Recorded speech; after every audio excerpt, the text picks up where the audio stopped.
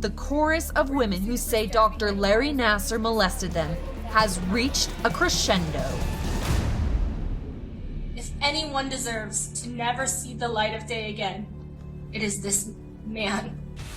That's gymnast Lindsay Shuett testifying by video link during Nassar's sentencing. He hasn't changed. He won't change. Now, Lindsay speaks to Crime Watch Daily via Skype from South Korea, where she teaches school. I just want to scream it from the mountaintops now, just to say this is what I've been saying for 18 years. I mean, he deserves thousands of years in prison, let's be honest. If anybody deserves not to see the light of day again, it's this guy. He's the worst of the worst.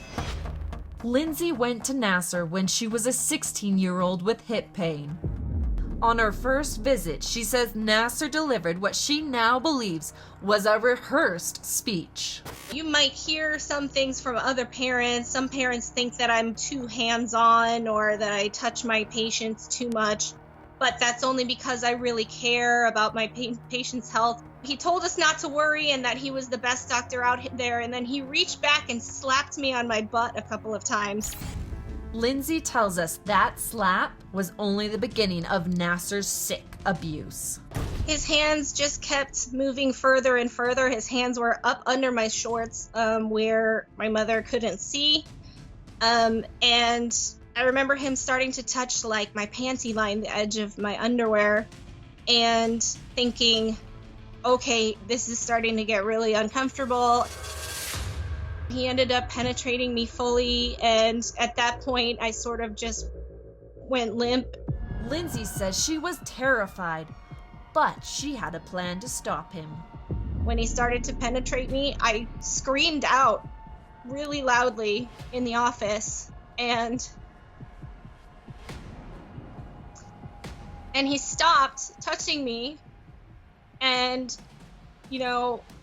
said, "Are you okay?" And I told him no.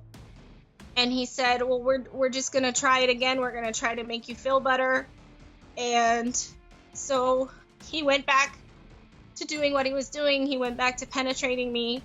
And I knew that I was just going to have to make a huge scene. And I remember being in the hallway screaming and crying, and them not allowing me to go into the waiting room because I was so loud. And get this, Lindsay says she later discovered her pain wasn't from an injury, but from something else. It clearly said in my medical record, she has this positive blood test. She needs to see a rheumatologist. We don't think that this problem is of an osteopathic nature. Judge Rosemarie Aquilina was very moved by Lindsay's compelling testimony. And Lindsay, I've heard your scream. I will make a tough decision. I hope you will like it. Another one of Nassar's victims, gymnast Ashley Yost, was also there to support her sister survivors. I needed to be there in order to make things more of a reality, but I also needed to let the media see it so that he couldn't have some type of power over me. I shouldn't feel ashamed of wanting to hide my face or needing to hide my face. I honestly don't remember the first time it happened. It could have been anywhere from 14 to 16. The young gymnast tells Crime Watch Daily she had an injured foot and saw the world-renowned doctor. Hearing stories of how he could heal gymnasts and stuff like that, we thought we would give him a try. And it turns out he fixed my heel injury. He just came off as this really funny doctor who knew what he was doing. He made it seem as if he knew his stuff. But as Ashley progressed in her career, she was plagued by more injuries. My injuries kind of got a little worse and worse, and so I did end up seeing him for my back. Ashley says Nassar started by working on other muscles. He said that I would feel some pressure around my butt. He had angled himself away, or he had put towels over me so that nothing could be seen. It never clicked within my mind that, he didn't need to use penetration at all in order for me to feel the same result that I would without it.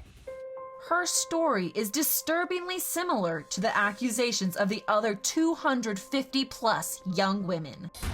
In November of 2016, after 2 decades of abuse, authorities finally moved in, and the evidence against Nassar was overwhelming. 1 year later, instead of going to trial, Nassar pleaded guilty to 7 counts of sexual assault. It was time for Nassar to face the judge with the nickname Barracuda. Coming up, the judge can't hold back her anger. I wouldn't send my dogs to you, sir. Watch her rip Nassar to shreds. And the moment seen around the world.